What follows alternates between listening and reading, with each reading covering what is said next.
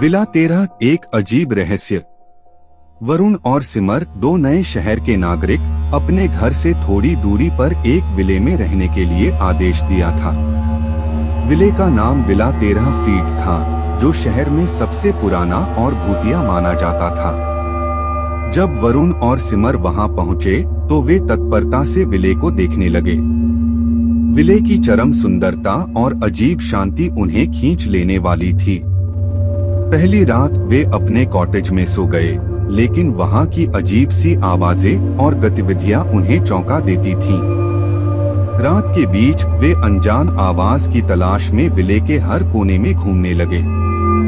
एक कमरे में वे एक पुरानी और अजीब पुस्तक देखे, जिसमें विले की रहस्यमय और भूतिया इतिहास लिखा था। उस पुस्तक में एक कहानी थी, जिसमें विला 13 फीट के पूर्व मालिक की मौत का विवरण था। कहानी के अनुसार विले के पूर्व मालिक ने एक विजय यात्रा पर जाने का फैसला किया था, जिसमें उसे पहाड़ों की चोटी तक जाना था। लेकिन वापस लौटते समय उसे एक अजीब और अदृश्य शक्ति का सामना हुआ। जब वह विले में वापस आया तो उसकी अत्यंत भयंकर मौत हो गई थी। वरुण और सिमर को उस पुस्तक में दिए गए मंत्र का पाठ करते समय एक अजीब सी आवाज सुनाई दी। आवाज विले के दीवारों में अराजक गतिविधियों की ओर इशारा कर रही थी।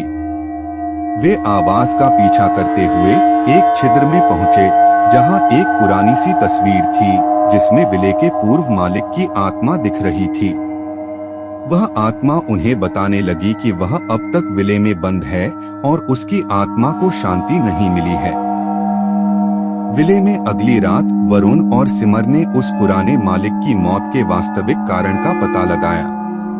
उन्होंने एक गुप्त गुफा पाई, जहां विले के पूर्व मालिक ने अपनी यात्रा की एक विस्तृत कहानी छिपाई थी।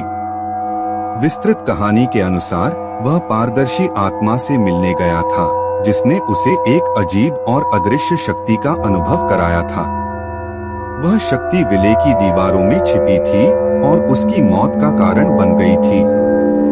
वरुण और सिमर ने उस शक्ति को प्रस्तुत करने के लिए एक पूजा की और उस आत्मा को शांति दी। विले में अब कोई भी भूतिया गतिविधि नहीं होती थी। जब वे वापस अपने घर लौटे तो उन्होंने समझा कि भूतिया वास्तविकता का अंधविश्वास है और हर वास्तविकता के पीछे कुछ भी रह सकता है।